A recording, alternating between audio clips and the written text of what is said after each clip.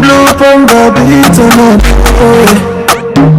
Joe flex up your muscle. Wapi mama nikwenda danse. Where are you? Tell me where are you? My sweet people, see a caro. Where are you? Tell me where are you? Baba iko si bombolo. Hallelujah, kinda kuchechi to thank you for. After chini kuvinja na wako. Hallelujah, kinda kuchechi to thank you for. After chini kuvinja na wako. Bonsoir chers amis téléspectateurs, pe bande kobino sur besoin d'abisso de partout. Dans sur besoin mon que non voilà toza awa, est-ce que toza abisso toza na Durban. Ahmed Jibé Kari, votre humble serviteur, Azaye mon côté, Azana consort Naye, la queen Calvi la queen et puis toza pe dans des kolabisso Arnold Tumbachi Yoyo. Écoutez biso awa chers amis téléspectateurs, toé a pour na koyamba le président Charles Chitenda Oyo aye ko visiter biso awa na Durban. Alors, à comme il a Durban, tu peux dire qu'il y a il fallait tout yambaye, tout est un peu à écouter la biso, sangoni ni oya mais les biso, tobaluki. Bonsoir président Charles. Bonsoir. Ouais, président Charles, oye on a Durban. Alors tout ça qui n'a pas ça quoi un peu. Donc ce qui est d'abord copier sa motte na bande cognon surtout au bazar d'abord on a Durban et puis bah oyo bazar kuna eska oyo mesana kovanda. Ah oui, bangote na ngabele na bana Durban. Au président Charles Mofini Bouadjoubou, Naza Namboka Nabino, sans oublier ma belle Nangaï, Bandéonios Somatiki, Namboka, Napeswan Botebele. Nous sommes ensemble dans un même pays, mais les différentes provinces. Voilà, mais Tougé Dakar. Ok, merci à Tougé Dakar. Alors, on a reçu un peu message na Maman Calvi la Queen, Yepé Azara Motuna, Oyo Arotuna et pas ya président Charles. Et voilà, merci la vie, chers amis téléspectateurs. Vraiment, tu dois toujours toquer Dakar Nengobi, Yemoko, le président Charles Chitenda, Babi, Agnati sectaire. Donc, Babi, qui va bien respect, pour matin, nous finissons quoi, Djobo, avec au fin, qui peut dire bon, ce que tu sais, Kaneto, merci, pour matin, pour finir, qui peut dire bon. Mon président, vraiment, Nazan et Senghor, ça fait longtemps. Dans la société, on a dit que Djobo, nous avons déjà dire bon. Nous avons tout organisé que Bissoto et Djobo, pour nous, il fallait que tout bela et ça la malakati à Djobo, mais tu comprendre était comme Balamoko, président à Kimi Toubela, avec le malakati à dire bon. Président, pourquoi il y a Toko, Babi Toubela et ça qui est sur la base de la maboko, comme un péto. Mais yo Kimi Djobo, et comme malakati à dire bon. On va dire que côté Toubela peut coller en offre, vraiment merci à toi. Ah, mon président Charles Chitenda, merci beaucoup. Ok. Moi, je suis quelqu'un du média et puis tout l'équipe Singate, moi je suis venu dans mes affaires privées et accompagné de mon père, Aye, Atoye. On est là, on est en train de faire le tourisme comme toujours. On a Nakimi Toubelate, Nakimi Lomote, Nazaranawa, Toye Nabiso congé. Prêtre mon côté à Tambrana Père Naé, quand même, moi je l'ai fait. Alors, nous tous là on est à mission Nabiso, pour se prendre on a n'engagé bimeli biminango, pour les maisons en monte et des preuves on a la ligne qui yo naé nazu yo tozong jobour mais malheureusement les gens ont raté.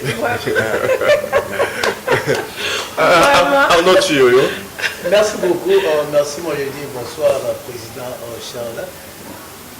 Question na ngami mingi ezali na tuna ezaki no kombo na yo wana oyozulwa na mofuniku ya Djobo eza vraiment kilo est-ce que oyebi que ezo peser?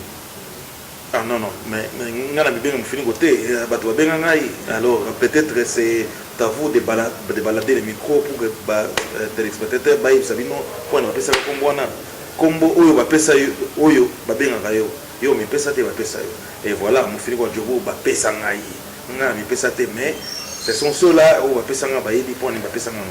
Merci beaucoup. Est-ce que na Djobo pena ndenge ezalaka Djobo ba prêtre basé belé mais yo boza na kati obanga bango pe ou bien?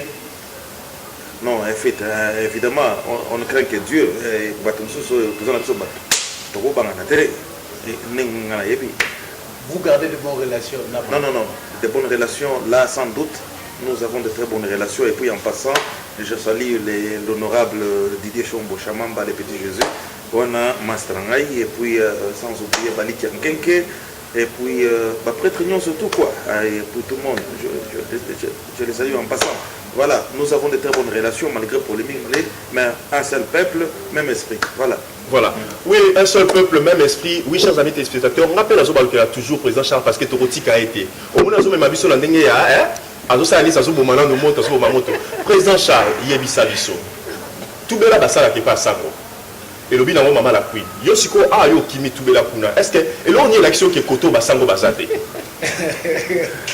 Oui, ça c'est une bonne question.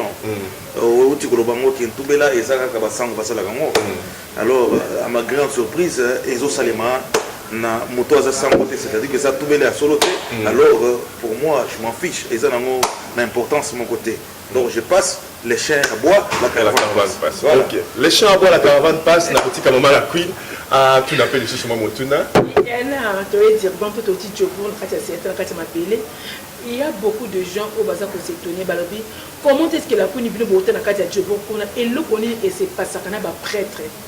Folie n'est cela qui va prêtre. Bon, je ne sais pas. Batouti les lots. Il y en a batouti par exemple folie de grandeur. Ok, et ça m'a dit Djobo va bien avoir prêtre. Est-ce que les lots?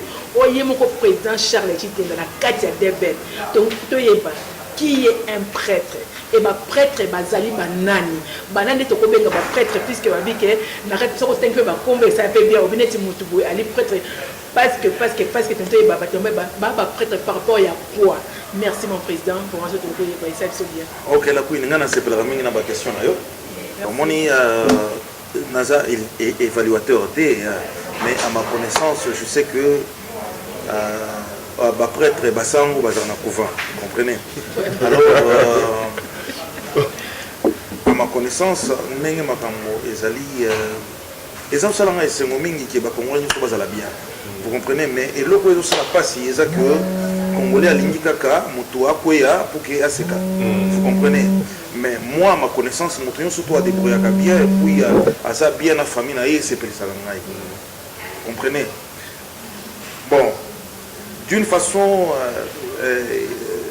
vulgaire na ndenge batangi soso que prêtre motombongo soi-disant prêtre bon na éviter ateka na église ni mais la réalité est ça on a que prêtre na non il faut ça na vie bien et puis aso ki pana makamnae omoni bozawa bomoni ngai na memi père na ngai na memi ya pour anniversaire au timbojimai aye na ko sepelisa ye beaucoup de enfants na hôtel bien azo vivre bien makamwa bien et puis de preuves pour l'anniversaire, on a payé combien? $7 000. Il y a car, on a bougement. Voilà, dès qu'il prête la moine, au côté caca, non, pèse 3 000 rand, pèse 2 000, un prêtre d'abord, ça commence dans sa propre famille. Voilà. Vous comprenez? Donc, pour un prêtre, quelqu'un de bonne manière, bourré de d'éducation, bourré d'argent, pour vous allez pas prêtre, mais vous avez l'éducation bien été, vous avez prêtre. Si tu viens d'une bonne famille, vous avez autant, tu as le respect pour les autres, vous avez le respect pour la communauté, il y a un mot la prêtre, voilà. Oui, merci président, pardon, à côté de l'eau comme encore.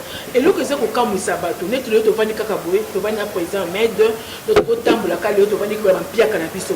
Non, comprendre que l'obito Lamouki, n'a monika maman président, Ahmed, à Pafouki, président Ahmed, comme Koboko, Mbongo, na Balabala, comme Kababalia, Sabambongo, quelque part, Batbanga Baye Bako, Mbongo, Wana, source Nango. Et c'est le cas de la coopération, bisous sur la Comorée dans Katamboka.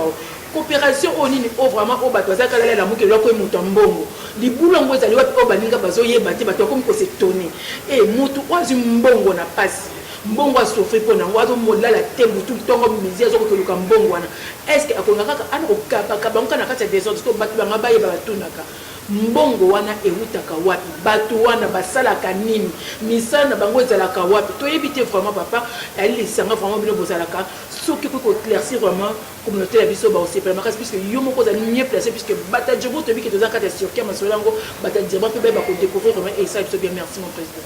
OK, la queen na koki ko répondre yo d'une façon générale omoni libulu mon côté ya mbongo ezalaka na vie des athées et puis nandeng au monde bâtiment surtout on a chacun fait son travail et ça que tout est que au monde ngaina honorable Didier Chombo Chamamba les petits Jésus, ça c'est mon partenaire, mon ami de tout le temps, ndeko ngai au monde na linga être arrêt.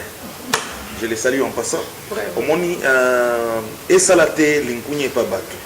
Chombo sala musala na e shala sala oya ye baliki ankenga sala oya ye bless kalati sala oya ye et ainsi de suite. Je comprends. Na mona na côté na côté bless kalati. Il faut tanga bless kalati ça fait longtemps. Donc à Congo bless kalati bien na non. Je n'ai pas de problème particulier na bless kalati. C'est mon ami de tout le temps. Na pesi mbo de pour Zali. Moi je suis le partisan de la non-violence. Tout le monde est mon ami, tout le monde est frère. Voilà. Ouais. Merci beaucoup, Président Charles. Quand vous avez ma question, la réponse à ma question, nous avons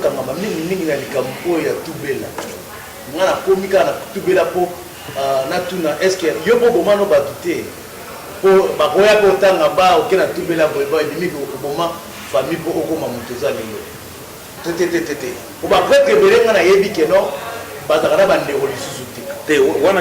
avez d'abord, moi je suis les premières victimes.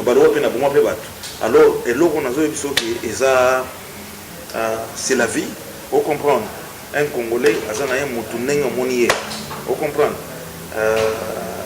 Ceux qui souffrent aux Andoki, ceux qui ont alors, en réalité, à tout cela, il n'y a rien de spécial. Ce sont des bruits. Alors, je souhaite mieux que nous parlons mieux. Il y a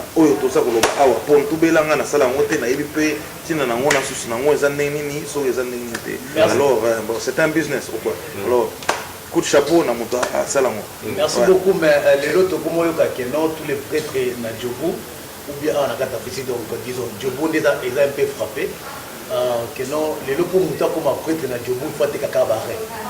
Il faut être cacabaré. Il faut être d'autres pour y aller à Zombongo.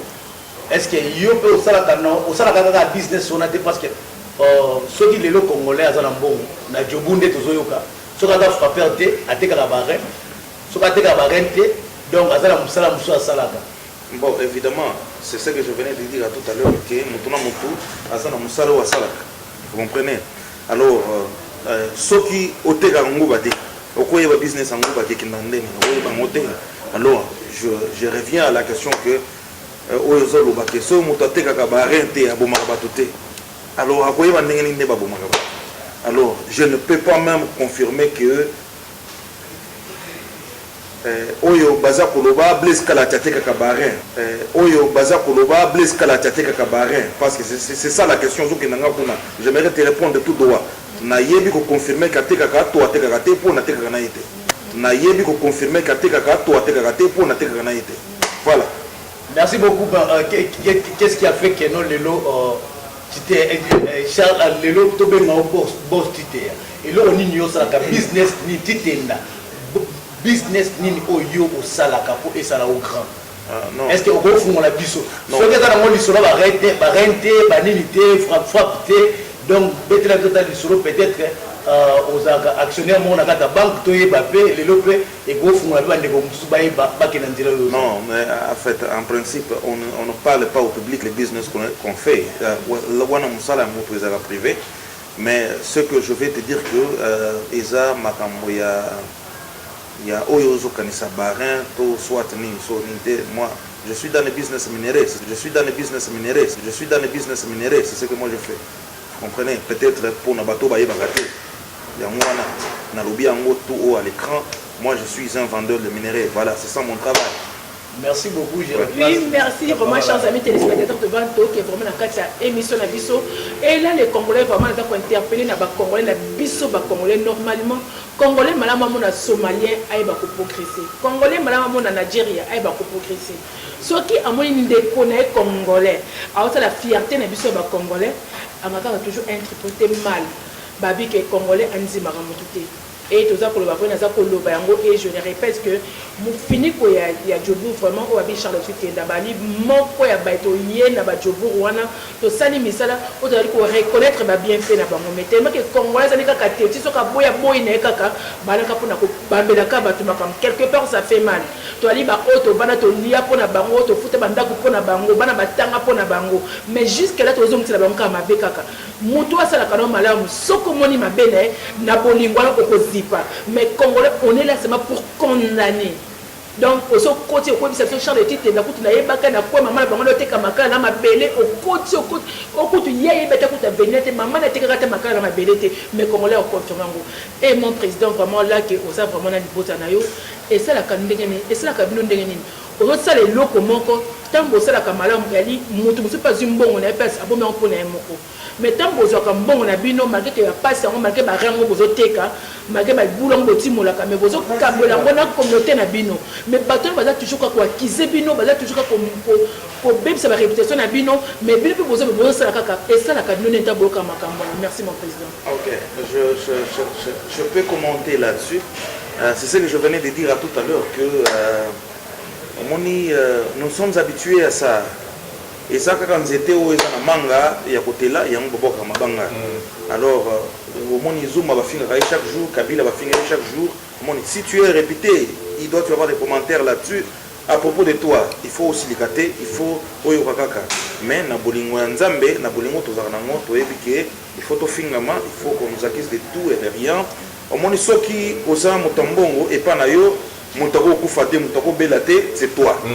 Ceux qui tu souffres trop au téléménanzela, et pas la bien kufi, yo mutoliye, ozanando. Donc c'est ça la communauté. Alors, na ba occasion à boye, na prêchaka mingi que cultivons plus l'amour que la haine. Parce que pour un Congolais, il faut que les Congolais surtout souffrir pour passer Kabango. Mais avec les autres communautés, les Arabes montés, les Arabes qui n'ont tenons-nous mais dans la mer pour que Mboke les bosso. Voilà la queen. En tant que journaliste, en tant que bino, je mérite que le message qui n'est pas bas, surtout, nous devons tout simba na maboko pour que tout ton mboka. Vraiment. Vous comprenez? Aujourd'hui, je ne m'attaque pas tout droit, il y a des combattants, non. Je ne m'attaque pas à n'importe qui que ce soit.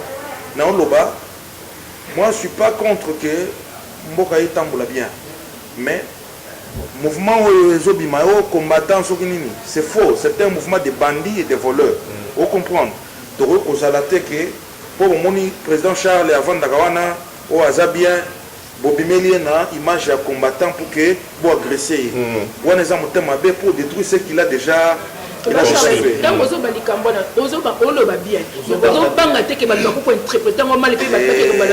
je suis plus que bel Aden. Nakobanga mutute, nakobanga combattant zana. Combattant donc groupe à pauvres, aujourd'hui combattant. Combattant eza ou bien mbongo na yo pour défendre Mboka.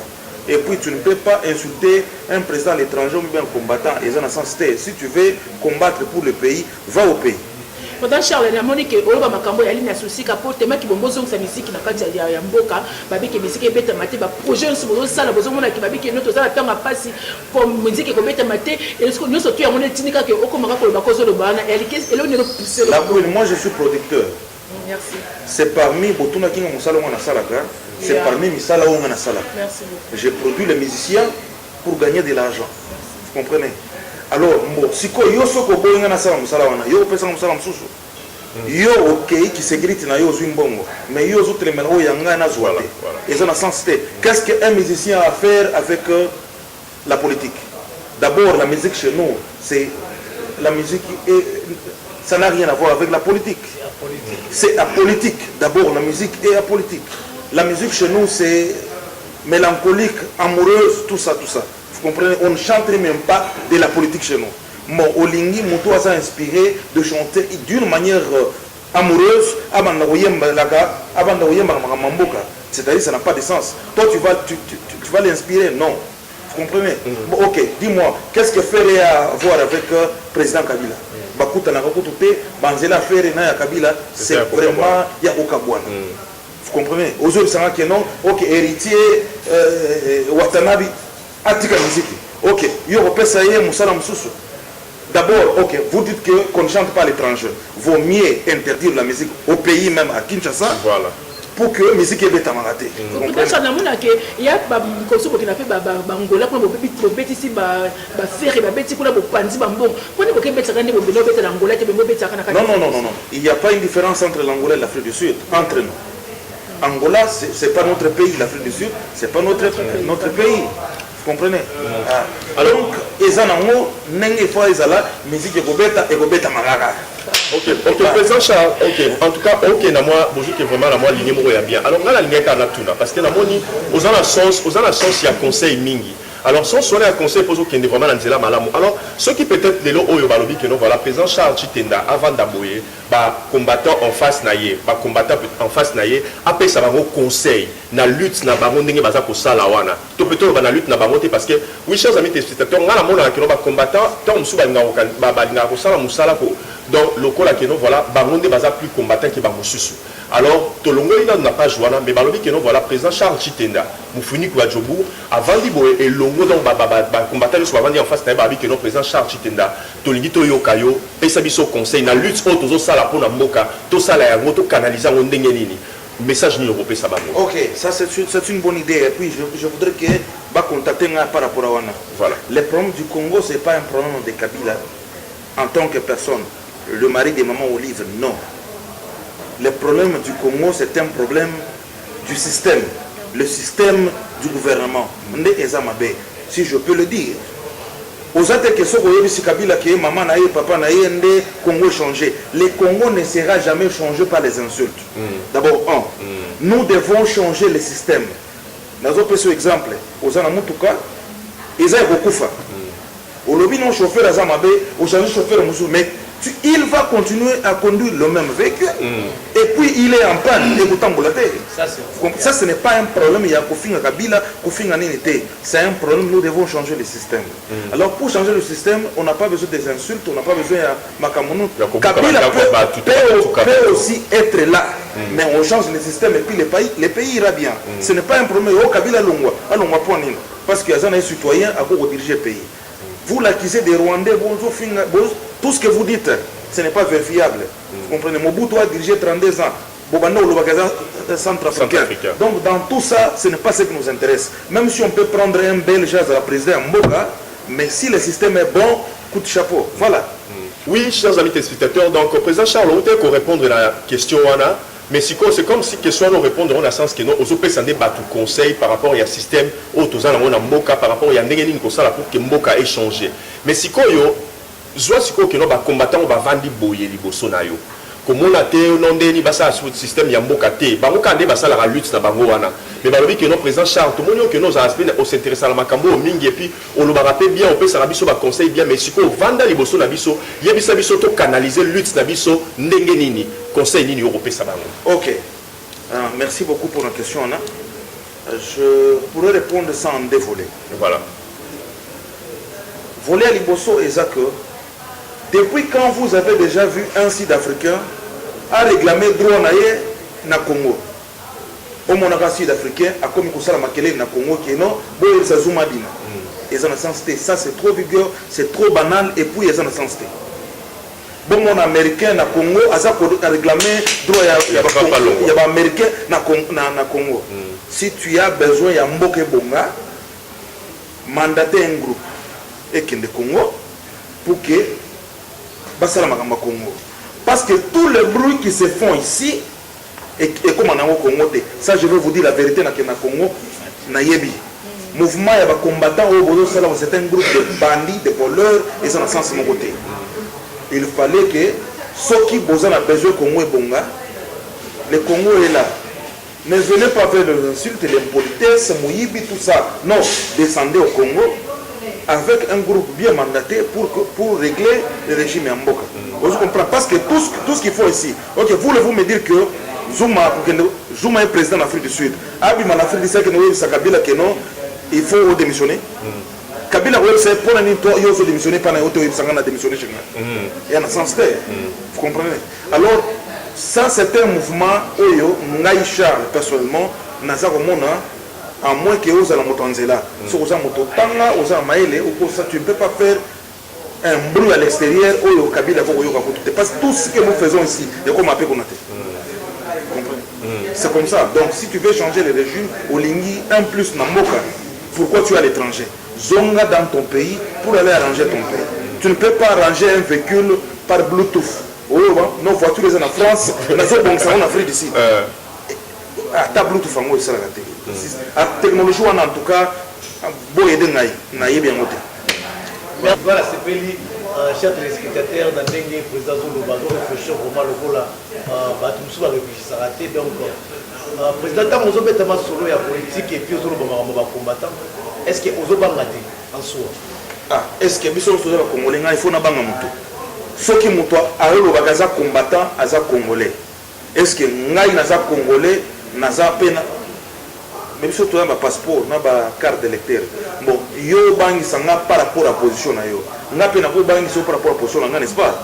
Ce n'est pas dire que ceux qui sont Congolais, il faut qu'ils aient une opinion encore. Les problèmes aux Congolais, moi je suis contre leur système et je resterai contre jusqu'à la fin du temps. Et ça que non. Nous pouvons avoir les opinions différentes, mais nous tous sommes tous Congolais. Voilà. Ce n'est pas que yo imposer une opinion, pour yo za Congolais. Et aussi maté, mutaban sa muzinga te biso toma na 1900, oyena bitumba to kunda, oyena makelele to swana, oyena makanisi to tcha ensemble to bomisi mboko. Voilà. Merci beaucoup. Cela veut dire que non, président Charles Tuté azana côté moko azo support Titenda azana côté moko azo support na gouvernement ou soit candidat naïe déjà. Est-ce que je ne suis pas contre le gouvernement sans faute. Je ne suis pas contre aussi Kabila sans faute. Et cela veut dire que vous soutenez Kabila? Non. Je ne soutiens pas Kabila, je ne suis pas contre Kabila, mais nous devons faire ce qui est réel et ce qui est vrai. Je ne peux pas m'allier à mon niveau à une ribambelle de voyous.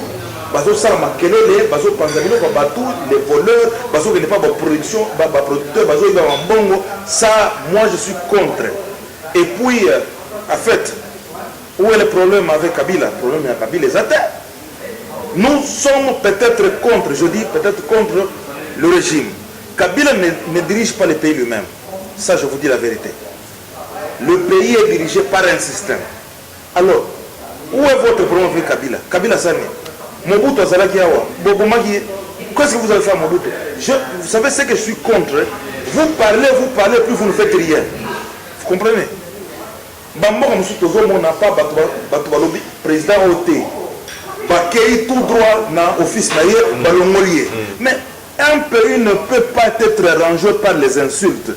Aux ventes en Afrique d'ici au Finga. Ok, au Finga on est na Bluetooth ou bien est-ce que vous voulez que Kabila yo Kabila quoi? Et puis si vous dites que maman Kabila, c'est-à-dire que vous voulez que Kabila bima la pouvoir à Kobimate. Arrangeons, parlons des histoires qui sont réelles et puis tout ça m'organiser ensemble comment Kobonisa Mboka. Ce n'est pas un problème de Kabila, Boti Kabila avant à l'aise. Botia met tout ensemble, Toba, Kobonisa Mboka Nengini. Boti Kabila avant Boti Kanaï. Boti Kanaï. Tu dois citer la vie, mais la raté puisque tu dois prendre la président Abisso, quelle assurance. Nana posé qu'à pas président, babi vraiment habillé chambre, babi le petit Jésus, habillé chambre charmant, baba bisous, est-ce que vous allez papa, tous mis Sibino, mais tous allez caca, baba papa n'a pas de karaté, tu kozala, tu quittes sur le terrain, tu vas ça, ma solo kanengezalaka. Merci mon président Charles Chitenda, nana tu n'es loko mon président. Tant que ma Congolais ba télémi, basali lisanga moko ba bengi ba combattant et masolo ba combattant et bandi les lotés. Et ezali ka en Afrique du Sud partout dans le monde. En Afrique, en Europe, tous les gens ba combattant bazali. Mais na comprendre que baladi bosso na moni kaka banato to yambaka na ba mission na biso to partager de tout et de rien mais na moni lelo yo o télémeli ba combattant mais tango ba betaka lisolo ba ya ba collabo bon on a raté tout ça ba collabo te to kufa pona mboka mais lelo vraiment yo moko o mi BBC donc o la kisi qui collabo na yo donc o télémeli ba combattant donc o télémeli ba kaka car je ne sais pas qu'est-ce qui s'est passé au juste que o télémeli ba combattant pourquoi pas ngeni ndeko na mon président Ahmed vraiment avec opesa bango toli pour ceux qui na toli mais au passé les banques pour qui kakabo to éviter un teke au passé qui au passé les kakabo qu'est-ce qui est au juste dedans au ça laquelle le au télémé la combattant si na niveau là merci beaucoup. Vous savez la politique n'est pas un mouvement des insensés ou bien une loisir ils ont football ou bien ils ont catch.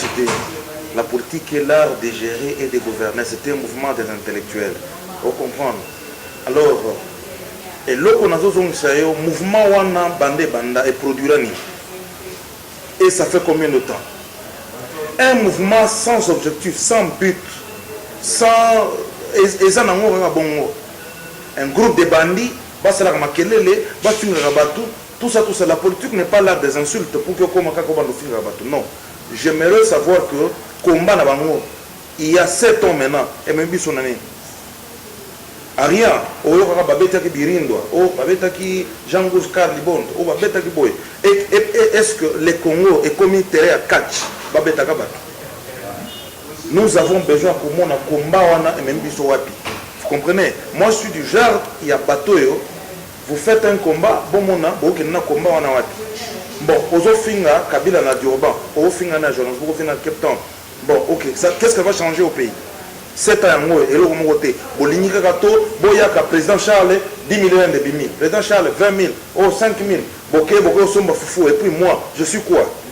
Sorry, président, vraiment,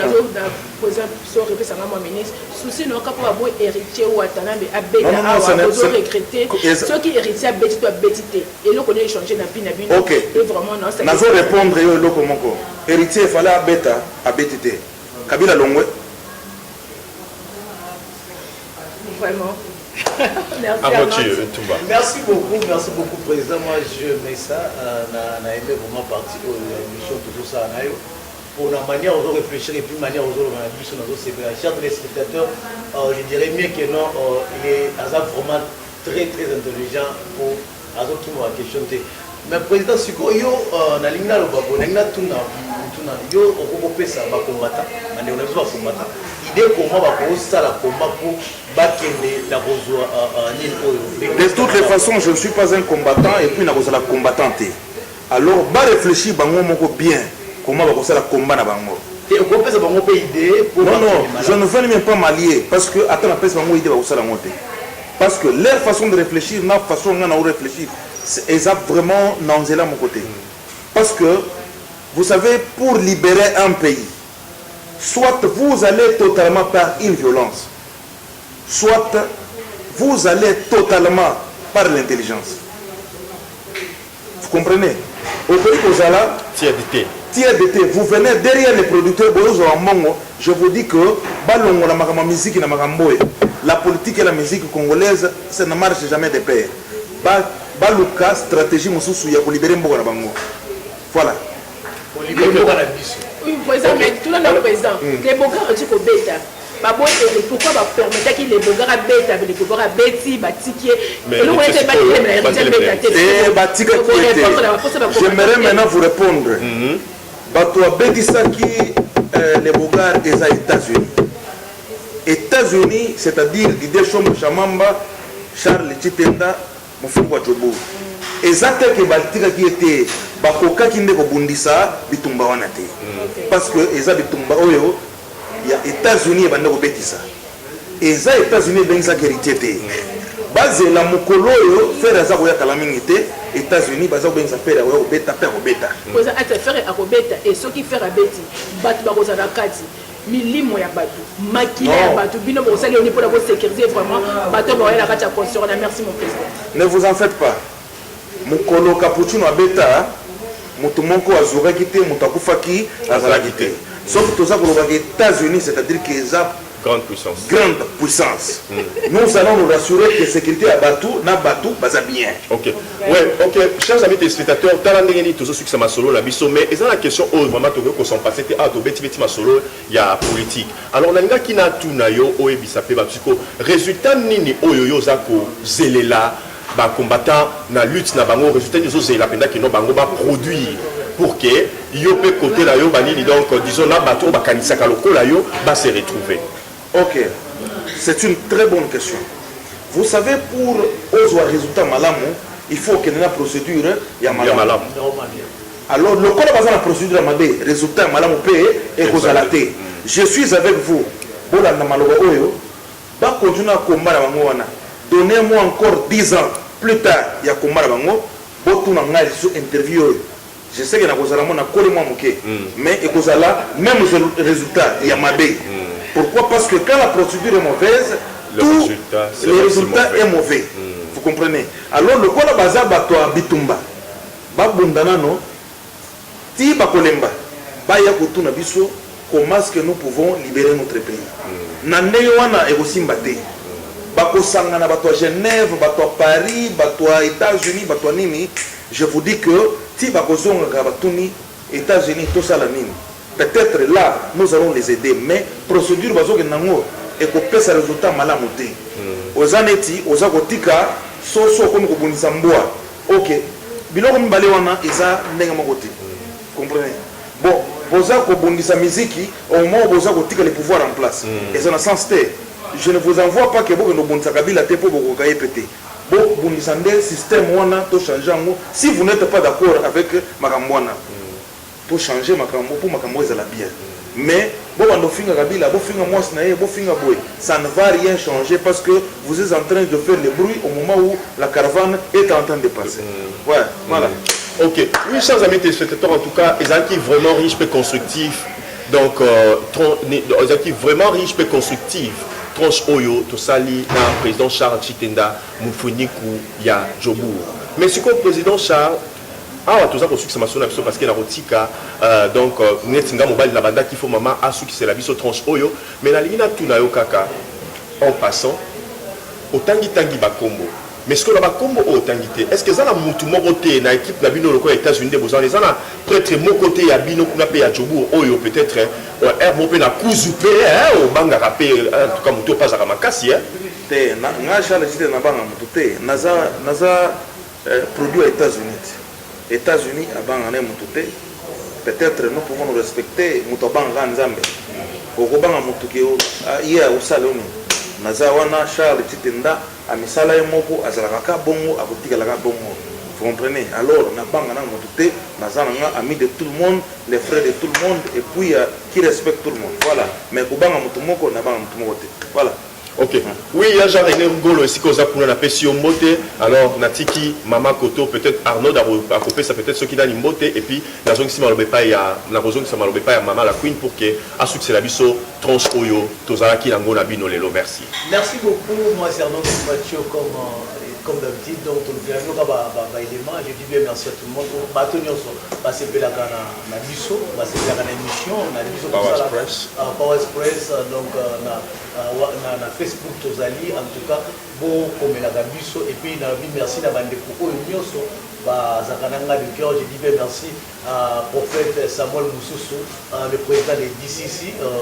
Je dis encore merci à toi, prophète Amos Katembo. Eh bien, je repasse la parole à maman la pluie.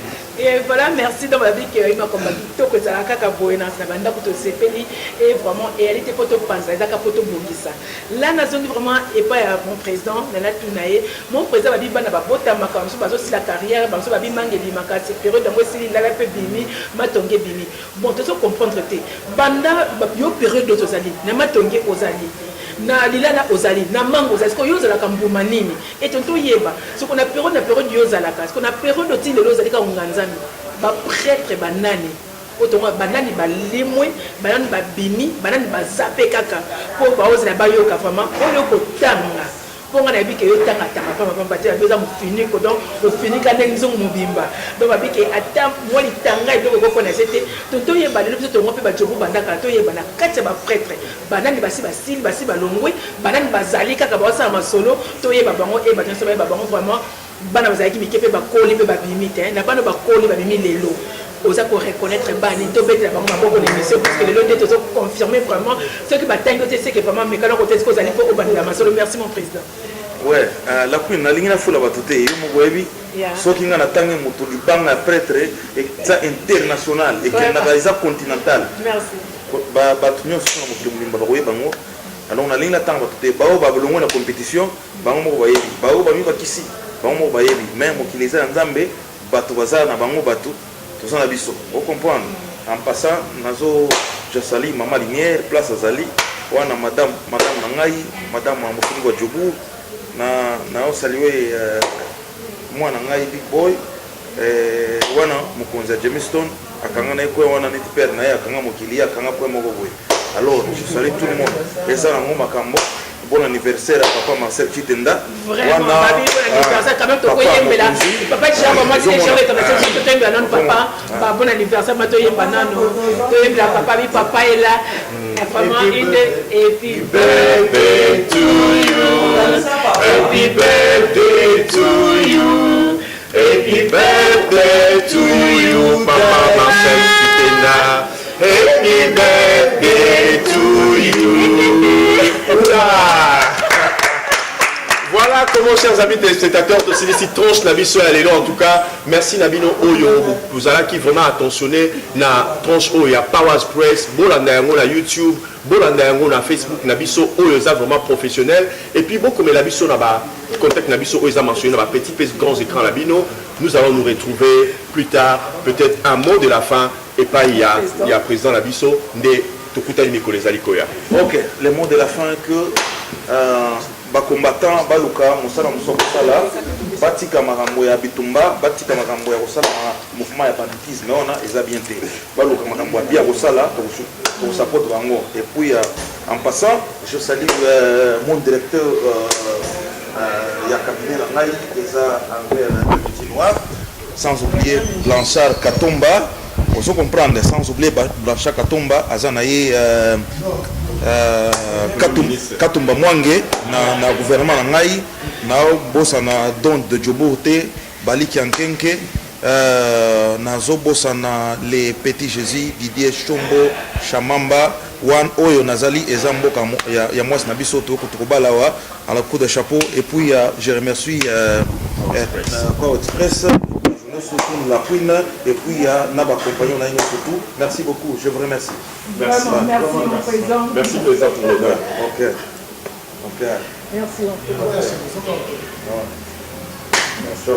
Ok.